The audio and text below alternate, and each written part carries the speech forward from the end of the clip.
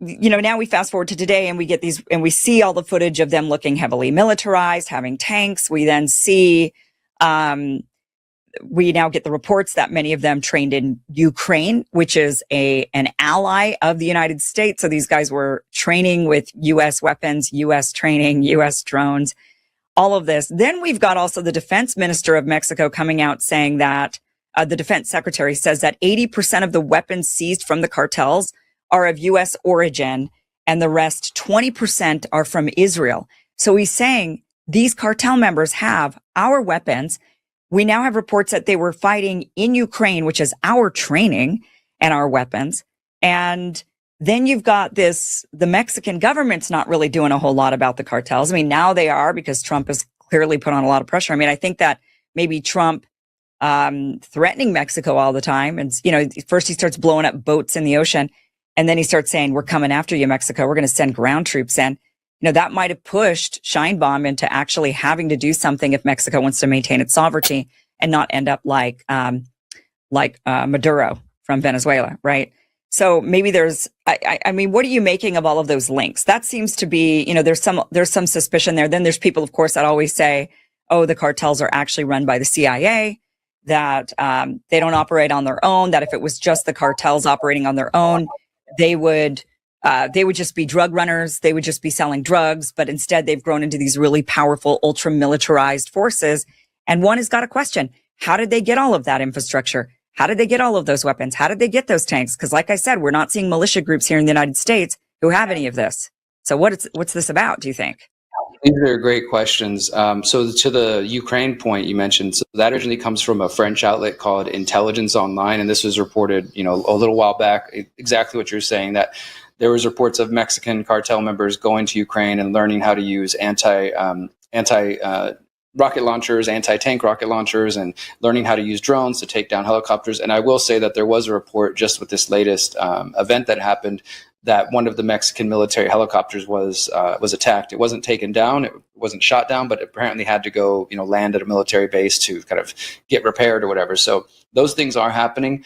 And I think that if we take, starting with the most mainstream and maybe favorable perspective to Donald Trump, that would be that Trump's pressure is working, right? That Trump's, saber rattling and talking crap to Claudia Sheinbaum and saying they better do something, or we're going to send in troops, or we're going to start doing our own drone bombing. They've talked about that they would go out into the mountains of Mexico, where some of the cartel members are hiding, and start drone bombing them.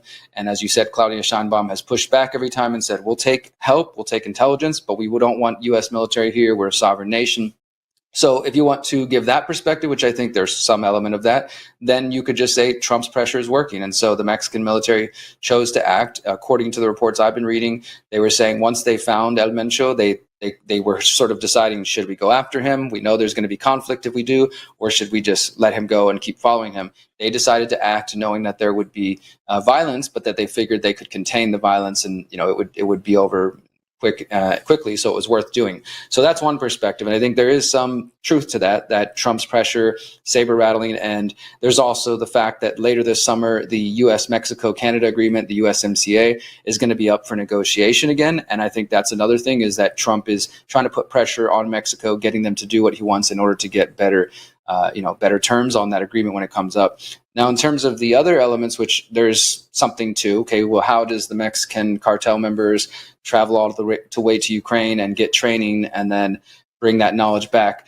And it's particularly with the Jalisco New Generation Cartel, there's a really great report which was aggregated by Gray Zone, but originally comes from Covert Action magazine. And in that report, which was released 2021, they talk about how several cartel members from Jalisco New Generation Cartel, they gave an anonymous interview to Telemundo, and they were saying that as far back as 2019, that they were receiving training, and at their training grounds, they said that there was Marines there. They said there was Delta Force there. They said that there was special operations from U.S. military, at least a couple of soldiers. Now, you could argue this isn't an official program. It's some, soldiers of fortune who retired and started to use their skills to train, whoever, mercenaries or whatever. But that is at least the claim that has been around for a few years, that some of the Jalisco New Generation Cartel members anonymously claimed that they were trained by U.S. Special Forces.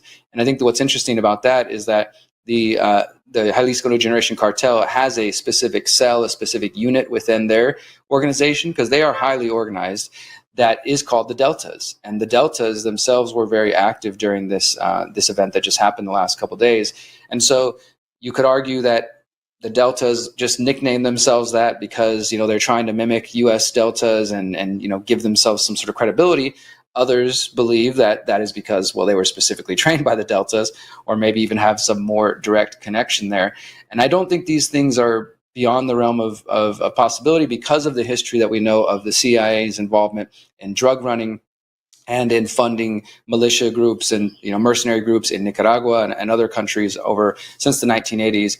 One other piece of this that we need to remember is that there's also the, in terms of what the defense secretary said about 80% of the weapons coming from the U.S., there's also Operation Fast and Furious, which was part of Project Gunrunner, which happened towards the end of the second Bush administration, going into the Obama administration. And people may remember this. This was when the ATF was saying that they were trying to track guns. And so they put GPS trackers in some of them, and they let them be purchased and brought into Mexico. And then we forgot, we lost some of them. We have no idea where they're at. This was a big scandal during Obama's second term, and a lot of people have forgotten about it. But that's not to say it's just Obama that did this, that I think a lot of MAGA is trying to just point the finger at Obama. I think it's bigger than that. But that's another piece of the puzzle here, is that it's likely that some of the ATF's alleged operation to track guns, which if you go back and look into that investigation, the GPS trackers that they use, they only worked for a few days. So it kind of almost seems like it was set up to fail, that they're going to put a GPS tracker claiming so they can track where these weapons go and then arrest the buyers once they get to cartels or whatever else. And then they're like, whoops, the GPS tracker stopped working. We have no idea where these are at. And surprise, surprise, they end up in the hands of violent cartels. I do want to mention, just on that last point, I'll just say that there's a really good book that I've just recently come into and I've been reading. It's called Exit Wounds. That's all about this. And the woman who wrote about it, she actually put a piece in Rolling Stone back in 2024 called How the U.S. Arms Mexican Cartels. And it's not so much on the conspiratorial side. It's more that she believes it's the U.S.'s lax gun laws and things like Fast and Furious and Gunrunner, which allow for the cartels themselves to come into the U.S. and buy stuff on the black market, or just buy it at a store, and then slowly make their way back and start shipping things back to Mexico. So there's kind of that combination of the mainstream perspective that, it's because the U.S. gun laws are so loose, and so that might favor people who want to restrict gun rights. But there's also Fast and Furious, and that is a documented conspiracy that the ATF tried to transfer guns to track them and then lost them. And then there's the more conspiratorial side of, is it just the intelligence agencies funding these cartels? There seems to be some elements of that.